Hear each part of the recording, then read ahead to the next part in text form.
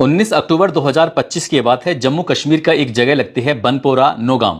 बनपोरा नौगाम में जैश ए मोहम्मद के कुछ पोस्टर थे जो दीवारों पर चस्पा किए हुए थे। इसी बीच में जम्मू कश्मीर की पुलिस को वो पोस्टर दिखाई दे जाते हैं। पुलिस ने इस मामले को बहुत गंभीरता से लिया और ये जानने की कोशिश की कि आखिरकार दीवारों पर ये जैश ए मोहम्मद की जो पोस्टर हैं किसने चस्पा किए हैं। ये पाकिस्तान का आतंकवादी संगठन है और कश्मीर में आखिरकार यहाँ पर इसका क्या काम है। बस ये बात जानने की कोशिश की जा रही थी और नाम सामने आता है डॉक्टर आदिल अहमद। डॉक्टर आदिल अहमद का नाम आता है, उससे गिरफ्तार किया जाता है। उससे पूछा जाता है कि आखिरकार पोस्टर को चस्पा करने के पीछे का क्या कारण है, तुम क्या इस देश में आतंकी साजिश को अंजाम देने की कोशिश में जुटे हुए हो। पुलिस अपनी तरीके से काम कर रही थी और एक नाम सामने आता है हरियाणा के गुरुग्राम का, यानी कि गुरुग्राम में एक अल फलाह यूनिवर्सिटी है और अल फलाह यूनिवर्सिटी के अंदर एक सीनियर डॉक्टर है जिसका नाम डॉक्टर शकील मुजम्मिल होता है। पुलिस ने अभी तक जम्मू कश्मीर की पुलिस इसमें काम कर रही थी और जैसे ही हरियाणा के गुरुग्राम का नाम सामने आता है तब हरियाणा की पुलिस से भी संपर्क किया जाता है। अब जम्मू कश्मीर, हरियाणा की पुलिस और साथ ही इंटेलिजेंस ब्यूरो को भी इसमें शामिल कर लिया जाता है। तीनों ने मिलकर एक ज्वाइंट ऑपरेशन करना शुरू कर दिया ताकि यह पता चल सके कि आखिरकार पूरा मामला क्या है। तभी 30 अक्टूबर 2025 को डॉक्टर मुजम्मिल शकील को गिरफ्तार कर लिया जाता है, पकड़ा जाता है। पकड़ने के बाद उससे पूछताछ की जा रही थी कि हमें कुछ पुख्ता जानकारियां मिली हुई, पुख्ता कुछ सबूत मिले हैं कि तुम्हारा कुछ बड़ी घटना को तुम लोग अंजाम देने वाले हो। इससे पहले कि वो कोई बात बता पाता, पुलिस को यह जानने में कई दिन का समय लग जाता है। यह तारीख थी 9 नवंबर 2025 को। पुलिस ने हरियाणा प्रदेश के फरीदाबाद के पास में एक गांव लगता है जिसका नाम धोज गांव लगता है। धोज गांव में एक ऐसा मकान था जो एक तरह से गोदाम के रूप में जिसका इस्तेमाल किया जा रहा था। पुलिस ने जब वहां जाकर रेड मारी, जाकर वहां देखने की कोशिश की तो वहां पर 12 छोटे बड़े सूटकेस मिलते हैं। जब उन सूटकेसों को देखा जाता है तो उसके अंदर 358 किलोग्राम विस्फोटक पदार्थ थे।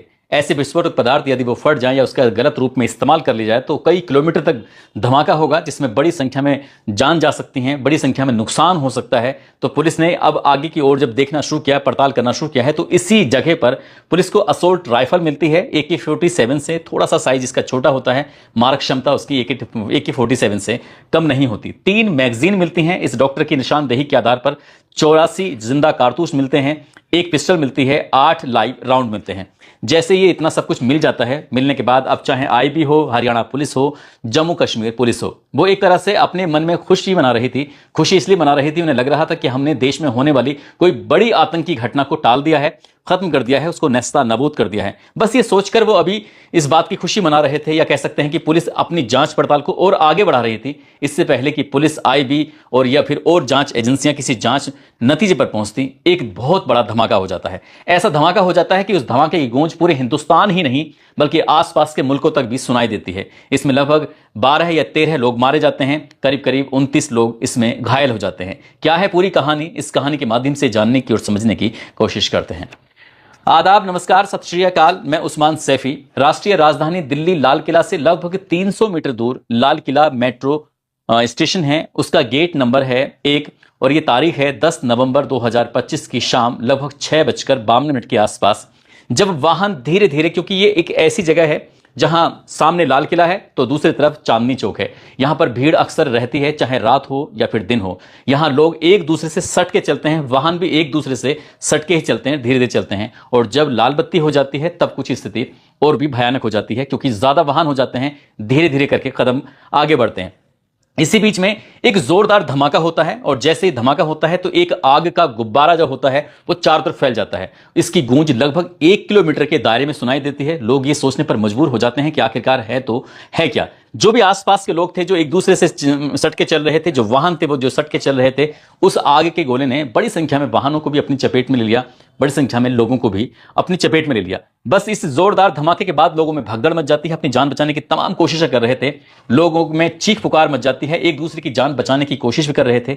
जो इस धमाके की जद में आ जाता है उसके चिथड़े उड़ जाते हैं, जो इस धमाके की उस आग के गुब्बार में आ जाता है वो बुरी तरह से झुलस जाता है, जल जाता है। यहां बस चीख पुकार मचना शुरू हो जाती है। जिसको जैसा मौका मिल रहा था वो वैसे ही बचने की कोशिश कर रहा था और एक दूसरे को भी बचाने की कोशिश में जुट जाता है। और आग का जो रूप था वो विकराल रूप होता चला जाता है। तभी नजदीक की पुलिस को सूचना दी जाती है, फायर ब्रिगेड को भी सूचना दी जाती है। जैसे ही सूचना मिलती है, टीमें मौके पर पहुंचने के बाद ये जांच पड़ताल करना शुरू कर देते हैं। इसी बीच में कई वीडियो थे जो सोशल मीडिया पर बहुत तेजी के साथ वायरल होना शुरू हो जाते हैं। जैसे वाहनों में आग लग रही थी, लोगों में भगदड़ मची हुई थी। एक वीडियो ऐसा भी था जिसमें यह कहते हुए सुना जा रहा था कि एक i20 कार है जिसके पिछले वाले हिस्से में जहां पर सीएनजी का जो सिलेंडर है वो रखा होता है, उसमें बड़ा धमाका हुआ है, उसकी वजह से धमाका हुआ है। कुछ इस तरह की बात थी। सभी तरह के लोग थे, अपने अपनी तरह से अंदाजा लगाए जा रहे थे। पुलिस मौके पर पहुंचती है, घायलों को तुरंत ही तत्काल प्रभाव से हॉस्पिटल पहुंचाती है। जो मृतक थे उनकी पहचान करना भी मुश्किल हो रहा था और गिनती ये जब शुरू होती है तो कभी 8 गिनती, कभी 9, कभी 10, कभी 11, इस तरह से वक्त दर वक्त गिनती आगे बढ़ती चली जाती है। जब हम इस घटनाक्रम को सुना रहे थे तब इंडियन एक्सप्रेस ने अपनी रिपोर्ट में 13 मृतकों की संख्या बताई थी और लगभग 21 या 22 के आसपास घायलों की संख्या बताई थी। अब पुलिस हो या फिर जांच एजेंसियां हो, सभी मौके पर पहुंचने लगती हैं, जांच पड़ताल करने में जुट जाती हैं कि आखिरकार ये कोई आतंकवादी घटना है या सचमुच कोई सिलेंडर ही फटा है या सीएनजी का कुछ लीकेज हुआ था, क्या है पूरा मामला। जब पुलिस प्रशासन जांच टीमें से जांच पड़ताल में जुटी हुई थी तभी सीसीटीवी कैमरे खाने जाते हैं और सीसीटीवी कैमरे के माध्यम से यह पता चलता है कि i20 कार जिसका नंबर था HR26 CE7674, इस गाड़ी के बारे में जब जानकारी जुटाने की कोशिश की जा रही थी तो ये जानकारी मिलती है सीसीटीवी कैमरों के माध्यम से। जैसे जैसे कैमरे बैक कर रहे थे, बहुत बड़ी संख्या में पुलिस वाले इस मामले की जांच पड़ताल में जुट जाते हैं। ये 10 नवंबर 2025 की सुबह लगभग 7:30 बजे के आसपास एशियन हॉस्पिटल फरीदाबाद में ये गाड़ी देखी जाती है। यहां से निकलने के बाद टोल रिकॉर्ड के अनुसार 8:30 बजे के आसपास बदरपुर टोल पर ये फरीदाबाद से दिल्ली की तरफ रुख करती है और यही गाड़ी जिसमें ब्लास्ट होता है, धमाका होता है, उस गाड़ी ये ओखला इंडस्ट्री एरिया की तरफ जाती है और वहां पर जब इसमें शायद तेल खत्म हो रहा था या कम हो रहा था तब ये तेल भी भरवाती है। यहां के बाद यही गाड़ी जो i20 कार है वो लाल किला परिसर में सुनहरी मस्जिद के पास पार्किंग में जाकर खड़ी हो जाती है दोपहर 3:19 के आसपास और शाम 6:48 तक ये पार्किंग में रहती है। और जैसे पार्किंग से निकल के जाती है पूरा देश इस कार के बारे में जानने में जुट जाता है और सबसे ज्यादा जानने में जुटे हुए थे जो एजेंसियां थी, जांच एजेंसियां, चाहे वो NIA हो, चाहे वो IB हो, चाहे वो दिल्ली पुलिस हो या फिर अभी कई दिनों से जो काम कर रही थी हरियाणा पुलिस हो या फिर जम्मू एंड कश्मीर की पुलिस हो। अब इसी बीच में एक नाम सामने आता है जो कि RTO के दफ्तर में इस नंबर के बारे में पता निकाला जाता है कि ये कार किसके नाम पर रजिस्टर्ड है। इसमें जो धमाका हुआ था आखिरकार ये इसकी मालिक का नाम पता चलता है जिसका नाम था मोहम्मद सलमान, शांति नगर हाउस नंबर 631/21। ये यहां पर रहता है, गुरुग्राम, यह हरियाणा का ही एड्रेस है। पुलिस जब इसे घर जाती है तो घर जाने के बाद पता चलता है कि ये मोहम्मद सलमान का घर नहीं है बल्कि ये घर तो दिनेश का है। अब दिनेश का दरवाजा खटखटाया जाता है, उसकी मां भी निकल के आती है, दिनेश भी निकल के आता है। उससे पूछा जाता है कि मोहम्मद सलमान से हमें बातचीत करनी है, उसके बारे में कुछ जानकारी जुटानी है। घर वाले कहते हैं कि ये घर दिनेश का है ना कि मोहम्मद सलमान का है। यहां मोहम्मद सलमान जो था साल 2016 में आता है, साल 2021 के बाद यहां से चला जाता है। जब लॉकडाउन लगा हुआ था एक कमरे में रहता था, उसी में वो अपनी जिंदगी गुजर बसर कर रहा था। गिलास की कंपनी में काम करता था। फिलहाल अब वो ग्लोबल सोसाइटी सोहाना में शिफ्ट हो गया है। तभी पुलिस की टीम जो होती है वो इसे दिनेश को अपने साथ लेके जाती है ताकि ये पता चल सके, उसके चेहरे की पहचान हो सके कि मोहम्मद सलमान कैसा दिखता है, कैसा नहीं दिखता है, कहां रहता है, कहां नहीं। जब उसके उस एड्रेस पे पुलिस जाती है, दरवाजा खटखटाया जाता है तो उसकी बेटी निकलती है। बेटी पूछती है जी क्या बात है, आपको किससे बात करनी है? तो उनसे कहा जाता है कि हमें मोहम्मद सलमान से बात करनी है। वो कहती है कि मोहम्मद सलमान तो अंदर घर में सोए हुए हैं, मैं अभी उठा कर लेके आती हूँ, वो मेरे अब्बू लगते हैं। इस तरह से वो लड़की अंदर जाती है, अपने अब्बू को बाहर लेके आती है। बाहर कुछ अधिकारी खड़े हुए थे, पुलिस वाले खड़े हुए थे, जांच एजेंसियों के ऑफिसर्स खड़े हुए थे। मोहम्मद सलमान जब उनसे बातचीत करना शुरू होती है तो उनको वो पहले तो हिरासत में लेते हैं। हिरासत में लेने के बाद उनसे पूछते हैं कि HR26 CE7674 इस गाड़ी के बारे में आप क्या जानते हैं? वो कहता है कि साहब ये गाड़ी मेरे नाम पर रजिस्टर्ड थी लेकिन फिलहाल मेरे पास ये गाड़ी नहीं है।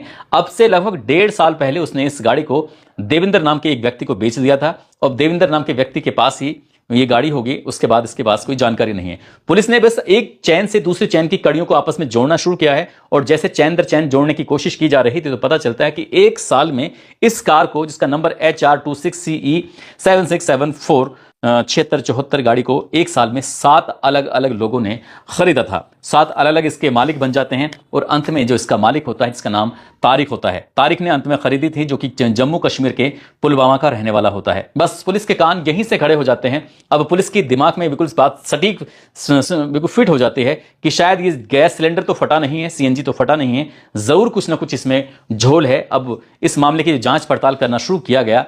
तो सीसीटीवी फुटेज के माध्यम से अब जो ड्राइवर है उसके चेहरे को पहचानने की कोशिश की जा रही थी। हालांकि उसने काले रंग का एक मास्क लगाया हुआ था। चाहे दिल्ली हो या मुंबई हो, ऐसे बड़े बड़े शहर जो हैं उसमें कुछ इस तरह के महंगे महंगे सीसीटीवी कैमरे लगे हुए हैं। यदि उन सीसीटीवी कैमरे की रेंज को देखा जाए तो बताया जाता है कि 1-1.5-2 किलोमीटर तक की रेंज के ये बहुत ही साफ सुथरा देख सकते हैं। तो वो दिल्ली की जैसी जगह में, और वो भी लाल किले के आसपास की बात हो, चांदनी चौक के आसपास की जो बड़ा सेंसिटिव एरिया माना जाता है, वहां से कोई व्यक्ति अगर गुजरे तो जाहिर सी बात है उसके तो एक एक अंग को भी देखा जा सकता है। उस कैमरे में इतनी क्वालिटी होती है। जब कैमरे की उस क्वालिटी के माध्यम से पता करने की कोशिश की जा रही थी, जहां जहां से वो कार चली थी, आ रही थी, जा रही थी, हर जगह जहां उसने तेल डलवाया था वहां से जब पता चलता है तो एक व्यक्ति जिसकी शक्ल काफी मैच कर रही थी डॉक्टर मोहम्मद उमर नबी उर्फ उमर मोहम्मद से।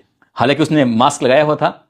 जब उसके बारे में पता चलता है तो वो फिलहाल वर्तमान में अल फलाह मेडिकल कॉलेज में इसकी पोस्टिंग होती है, और वही ऐसा दावा किया जा रहा था कि वही कार में बैठा हुआ था। और जब ये कार फटती है, जब ये कार में धमाका होता है तो वो भी धमाके में उसके भी, डॉक्टर के भी चीथड़े उड़ जाते हैं। लेकिन जब पुलिस ने और थोड़ी सी इसके बारे में जांच पड़ताल करना शुरू किया है तो ये उमर ने जेएमसी श्रीनगर से एमडी की पढ़ाई की थी। एमडी की पढ़ाई करने के बाद अनंतनाग में सीनियर रेजिडेंट भी रहा था, और उसके बाद वो फरीदाबाद में आकर शिफ्ट हो जाता है। एक तरफ तो ये धमाका होता है और उससे ठीक 24 घंटे पहले 10 नवंबर को हरियाणा के फरीदाबाद के पास हौज गांव जो लगता है उसमें वहां बड़ी मात्रा में 358 किलोग्राम के आसपास जो विस्फोटक पदार्थ था, और पुलिस ने और जांच एजेंसियों ने उन कड़ियों को आपस में जोड़ना शुरू किया है। और जैसे ये खबर सोशल मीडिया पे, अखबारों में या फिर अलग अलग टीवी चैनल्स पे चलना शुरू होता है तो फिर देश के प्रधानमंत्री हो, राष्ट्रपति हो या फिर गृह मंत्री हो, सभी ने इस मामले में अपडेट लेना शुरू कर दिया, खबर लेनी शुरू कर दी, और ये जांच पड़ताल के लिए आदेश भी दिए कि जो भी होगा दोषी उसे किसी भी कीमत पर बख्शा नहीं जाना चाहिए। हालांकि जम्मू कश्मीर की पुलिस ने तमाम कोशिशें की, मेहनत की, लेकिन शायद उसकी मेहनत में थोड़ी सी देरी हो गई थी। यदि और थोड़ा सा तेजी से जांच होती तो जैसे कि फरीदाबाद में 358 किलोग्राम ये विस्फोटक पदार्थ पकड़ा गया था, हो सकता है कि डॉक्टर उमर भी पकड़ा जाता और शायद ये धमाका वगैरह नहीं होता। हालांकि पुलिस अभी इस मामले की जांच पड़ताल में, जांच एजेंसी ये जो गृह मंत्रालय की तरफ से एनआईए को जांच सौंपी गई है, और जो जम्मू कश्मीर की पुलिस है, इस डॉक्टर उमर की मां और भाइयों को भी हिरासत में लिया गया है, डीएनए सैंपल लिया गया है ताकि जांच पड़ताल हो सके कि गाड़ी के अंदर जो शख्स बैठा हुआ था, ड्राइवर बैठा हुआ था, क्या वाकई डॉक्टर उमर था या फिर कोई और बैठा हुआ था। अभी इस हर एक छोटे से छोटे पहलू की जांच पड़ताल की ही जा रही थी।